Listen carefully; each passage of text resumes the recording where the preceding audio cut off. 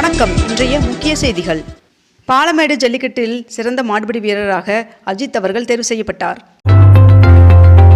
தமிழக கலாச்சாரத்தின் சிறந்த அம்சங்களுக்கு திருவள்ளுவர் எடுத்துக்காட்டாக திகழ்வதாக பிரதமர் நரேந்திர மோடி அவர்கள் தெரிவித்துள்ளார்.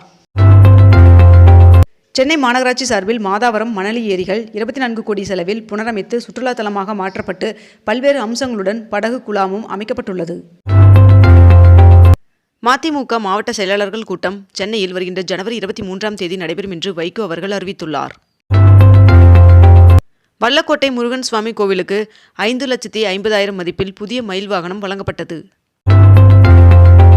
வருகின்ற 18ஆம் தேதி நெல்லையிலிருந்து தாம்பரம் வரை சிறப்பு ரயில் இயக்கப்பட உள்ளதாக தகவல் தெரிவிக்கப்பட்டுள்ளது. 22 கேரட் ஆபண தங்கத்தின் விலை சவரனுக்கு 480 ரூபாய் குறைந்து ஒரு சவரன் 1,05,840 ரூபாயாகவும் 1 கிராம் 13,230 ரூபாய்க்கும் விற்பனை செய்யப்பட்டு வருகிறது. இதனைத் தொடர்ந்து 1 கிராம் வெள்ளியின் விலை கிராமிற்கு 4 ரூபாய் குறைந்து 1 கிராம் வெள்ளி 306 ரூபாய்க்கு விற்பனை செய்யப்பட்டு வருகிறது. இன்று உலக புகழ்பெற்ற பாலமேடு ஜல்லிக்கட்டு போட்டி நடைபெற உள்ளது. மேலும் இப்போட்டியினை துணை முதல்வர் உதயநிதி ஸ்டாலின் அவர்கள் தொடங்கி வைக்க உள்ளார். அலங்காநல்லூரில் நாளை ஜல்லிக்கட்டு போட்டி நடைபெற உள்ளது. காமன்வெல்த் நாடாளுமன்ற தலைவர்கள் மாநாட்டை பிரதமர் நரேந்திர மோடி அவர்கள் தொடங்கி வைத்தார். டிசிஎஸ் நிறுவனம் டிசம்பர் காலாண்டில் அதன் நிகர லாபம் 13.91% குறைந்துள்ளதாகவும் 10,657 கோடியாக பதிவாகியுள்ளதாகவும் தகவல் தெரிவிக்கப்பட்டுள்ளது. கலிபோர்னியாவை சேர்ந்த GRU ஸ்பேஸ் என்ற ஒரு ஸ்டார்ட் அப் நிறுவனம் 2032ஆம் ஆண்டிற்குள் உலகின் முதல் மூன் ஹோட்டலை திறக்க திட்டமிட்டுள்ளதாக தகவல் வெளியாகியுள்ளது. மேட்டூர் அணையிலிருந்து கிழக்கு மேற்கு கால்வாய் பாசனத்திற்கு தண்ணீர் திறப்பு நிறுத்தப்பட்டதாக கூறப்பட்டுள்ளது. கோவையை சேர்ந்த பெண் ஆட்டோ ஓட்டுநருக்கு குடியரசு தினத்தை முன்னிட்டு டெல்லியில் உள்ள குடியரசு மாளிகையில் நடைபெறும் நிகழ்ச்சியில் கலந்து கொள்ளவும் குடியரசுத் தலைவரின் தேநீர் விருந்தில் பங்கேற்கவும் அழைப்பு விடுக்கப்பட்டுள்ளது. தமிழகத்தில் இளைஞர் நலன், பள்ளிக்கல்வி, கால்நடை உட்பட 6 துறைகள் சார்பில் 3,291 கோடி மதிப்பீட்டில் நடைபெறும் 27 முத்திரை திட்டங்களின் பணிகளை பிப்ரவரிக்குள் முடிக்க முதலமைச்சர் மு க ஸ்டாலின் அவர்கள் உத்தரவிட்டுள்ளார்.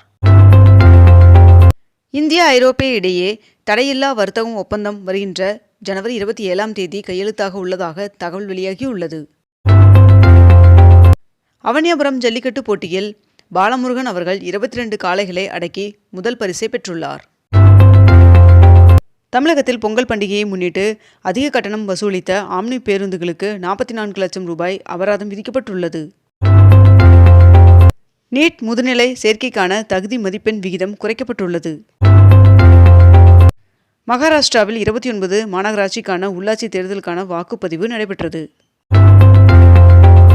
வடகிழக்கு பருவமழையான டிட்வா புயலால் 1,39,000 ஏக்கர் பயிர்கள் பாதிக்கப்பட்ட நிலையில் பாதிக்கப்பட்ட 84,848 விவசாயிகளின் வங்கிக் கணக்கில் நிவாரணத் தொகையை செலுத்தும் வகையில் 111 கோடி ஒதுக்கீடு செய்து அரசாணை வெளியிடப்பட்டுள்ளது. மீனாட்சியம்மன் சுவாமி கோவில் அறங்காவலர் குழு தலைவராக அமைச்சர் பழனிவேல் தியாகராஜன் அவர்களின் தாயார் ருக்மிணி பழனிவேல் ராஜன் அவர்கள் நேற்று மீண்டும் போட்டியின்றி தேர்ந்தெடுக்கப்பட்டார். தமிழகத்தில் இன்றும் நாளையும் ஒரு சில இடங்களில் மிதமான மழை பெய்ய வாய்ப்புள்ளதாக வானிலை மையம் தகவல் தெரிவித்துள்ளது. இன்னசென்ட் திவ்யா உட்பட 5 IAS அதிகாரிகள் இடமாற்றம் செய்யப்பட்டுள்ளனர். தமிழகத்தில் பகுதி நேர ஆசிரியர்களுக்கு மாத ஊதியம் 2,500 ரூபாய் அதிகரித்து 15,000 அறிவிக்கப்பட்டுள்ளது. பொங்கல் பண்டிகையை முன்னிட்டு சொந்த ஊர்களுக்கு 16 லட்சம் பேர் பயணம் மேற்கொண்டுள்ளதாக தகவல் தெரிவிக்கப்பட்டுள்ளது. தமிழகத்தில் 4,184 காவலர்களுக்கு முதலமைச்சர் பதக்கம் வழங்க முதலமைச்சர் மு க ஸ்டாலின் அவர்கள் உத்தரவிட்டுள்ளார். சென்னையில் சீரான குடிநீருக்காக 3,108 கோடியில் புதிய திட்டம் தொடங்க கொள்கை அளவில் ஒப்புதல் வழங்கி முதலமைச்சர் மு க ஸ்டாலின் அவர்கள் உத்தரவிட்டுள்ளார். ஸ்லீப்பர் பெட்டிகளை கொண்ட முதல் வந்தே பாரத் ரயிலை பிரதமர் நரேந்திர மோடி அவர்கள் வருகின்ற ஜனவரி 17ஆம் தேதி கொடியசைத்து தொடங்கி வைக்க உள்ளார் என்று தகவல் வெளியாகியுள்ளது. சென்னை சங்கமம் கலை நிகழ்ச்சியை முதலமைச்சர் மு க ஸ்டாலின் அவர்கள் தொடங்கி வைத்தார். மேலும் இந்நிகழ்ச்சி வருகின்ற 18ஆம் தேதி வரை சென்னையில் 20 இடங்களில் நடைபெறும் என்றும் தெரிவிக்கப்பட்டுள்ளது. பழனி தண்டாயுதபாணி சுவாமி கோவிலில் உண்டியல் காணிக்கையாக 5 கோடி ரூபாய் கிடைக்கப்பெற்றுள்ளதாக தகவல் தெரிவிக்கப்பட்டுள்ளது. சென்னையை சுற்றி பார்க்க விண்டேஜ் பேருந்து சேவை தொடங்கப்பட்டுள்ளது. பொங்கல் தினத்தை முன்னிட்டு முதலமைச்சர் மு க ஸ்டாலின் அவர்கள் உள்ளிட்ட அரசியல் கட்சி தலைவர்கள் பொங்கல் வாழ்த்து தெரிவித்துள்ளனர்.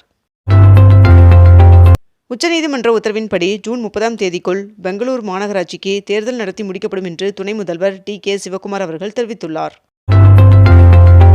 ஓசூரில் 300 கோடியில் டைட்டில் தகவல் தொழில்நுட்ப பூங்காவின் பணிகளை மேற்கொள்ள அரசு டெண்டர் கோரியுள்ளது.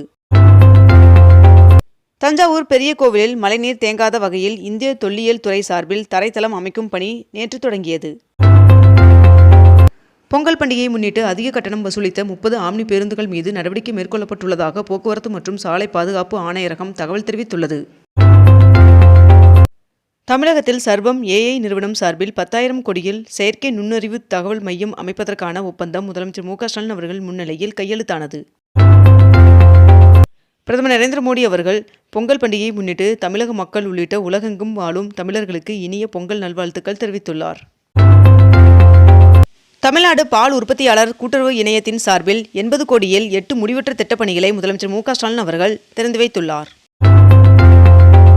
தமிழ்நாடு பால் உற்பத்தியாளர்கள் கூட்டுறவு இணையத்தின் சார்பில் 8 முடிவற்ற திட்டப்பணிகளை முதலமைச்சர் மு.க. ஸ்டாலின் அவர்கள் திறந்து வைத்துள்ளார். தஞ்சையில் சுவாமி விவேகானந்தர் பிறந்தநாளை ஒட்டி விழிப்புணர்வு மாரத்தான் போட்டி நடைபெற்றது.